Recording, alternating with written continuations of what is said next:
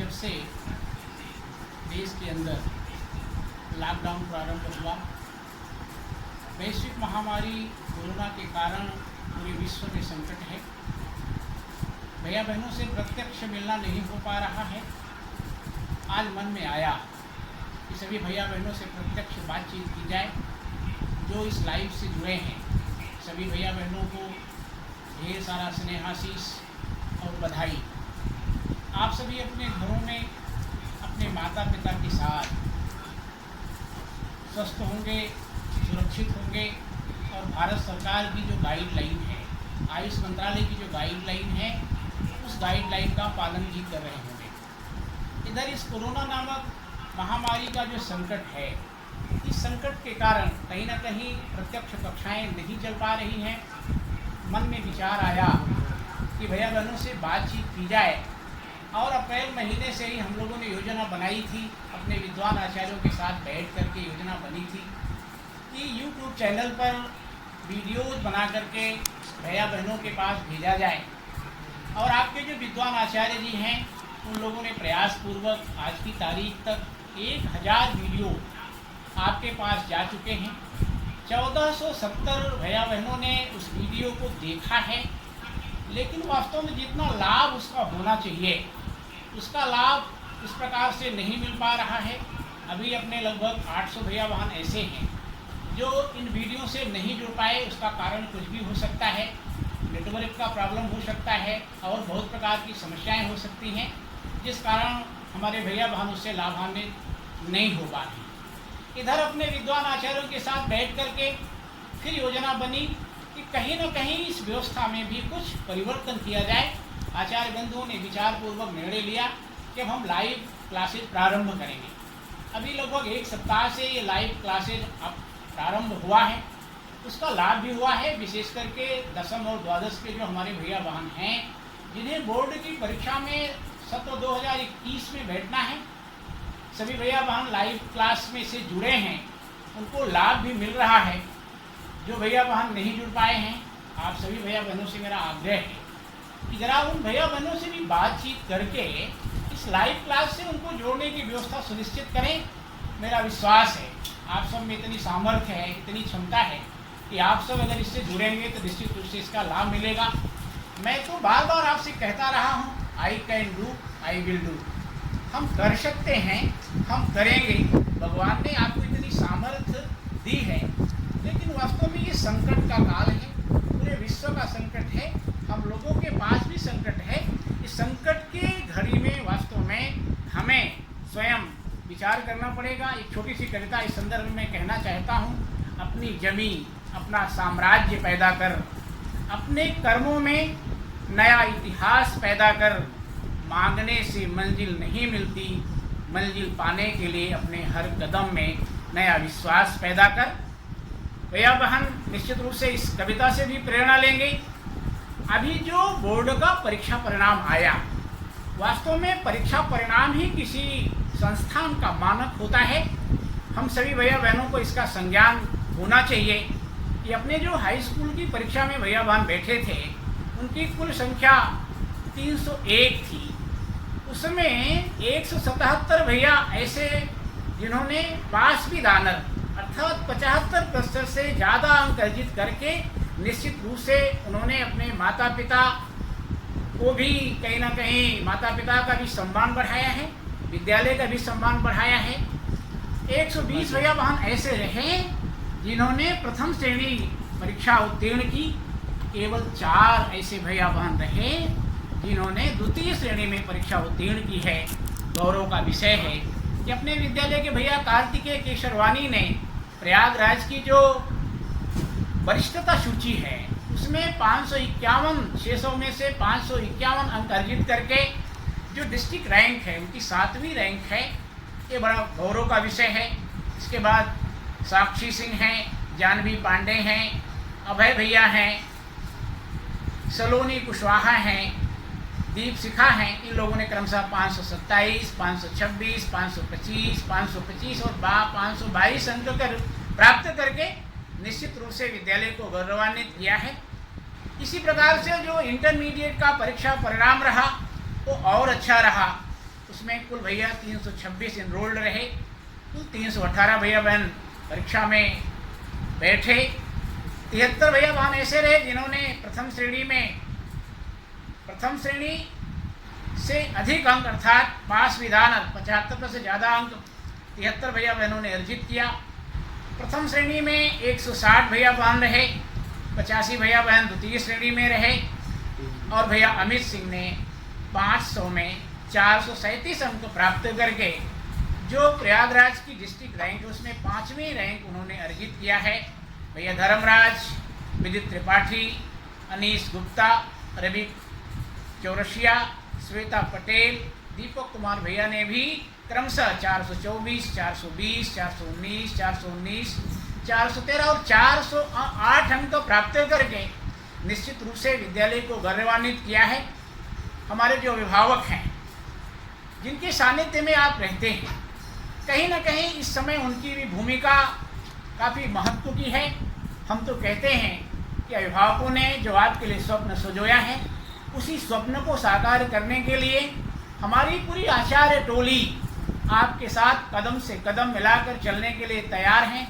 आवश्यकता है कि अभिभावक और हमारी आचार्य टोली का संपर्क बना रहे, आपस में बातचीत होती रहे।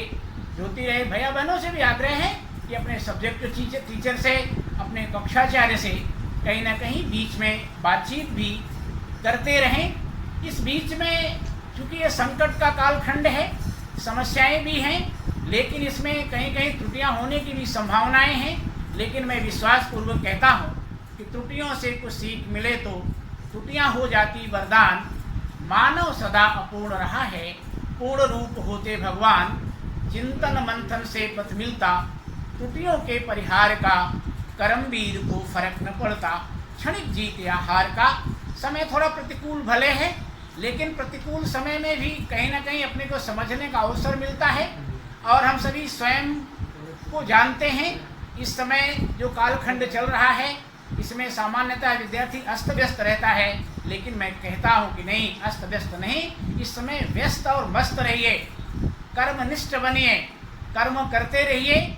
और आपका जो पाठ्यक्रम है उस पाठ्यक्रम के आधार पर जो यहाँ से विषय वस्तु आपको मिल रही है उस विषय वस्तु का अध्ययन करते रहिए, समस्याओं का समाधान भी करते रहिए।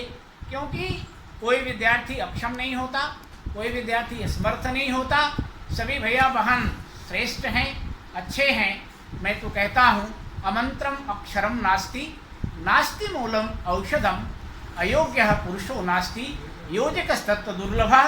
कोई भी अक्षर ऐसा नहीं है जो मंत्र ना हो, कोई ऐसी वनस्पति नहीं जो औषधि ना हो, कोई ऐसा व्यक्ति नहीं जो अयोग्य है। केवल योजक लोगों की आवश्यकता है।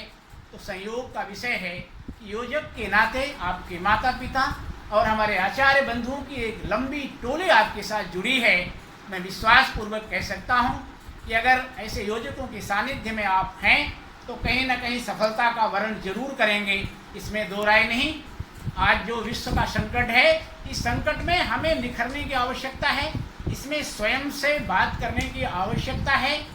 अगर हम स्वयं से भी बातचीत करते रहे और स्वयं से भी प्रश्न पूछते रहे तो जो हमारे आत्मा की आवाज़ होती है, वास्तव में आत्मा की आवाज़ ही सबसे बड़ा गुरु होता है।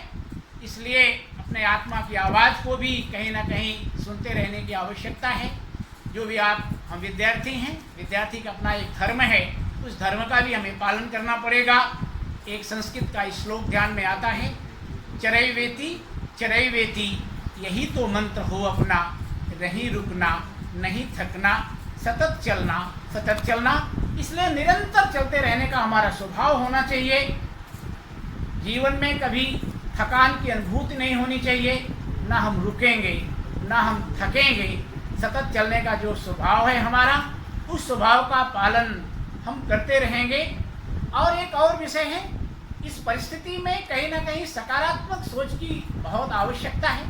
क्योंकि बीच बीच में कुछ ऐसे नकारात्मक दृष्टिकोण के लोग होते हैं जो कहीं ना कहीं इस विषय को लेकर के, चाहे वो कोरोना पक्ष हो, बहुत सारे पक्ष हैं, नकारात्मक विषय हमारे बीच वो लाते रहते हैं, लेकिन उनसे हमें दूरी बना के रहना है। सकारात्मक सोच कहीं ना कहीं विकसित है, सकारात्मक सोच पर ही एक कविता जो मुझको बहुत अच्छी लगती है और समसामयिक भी है, उस कविता का मैं उल्लेख यहाँ जरूर करूँगा। सकारात्मक सोच संग उत्साह और उल्लास लिए जीतेंगे हर हारी बाजी, मन में है विश्वास लिए।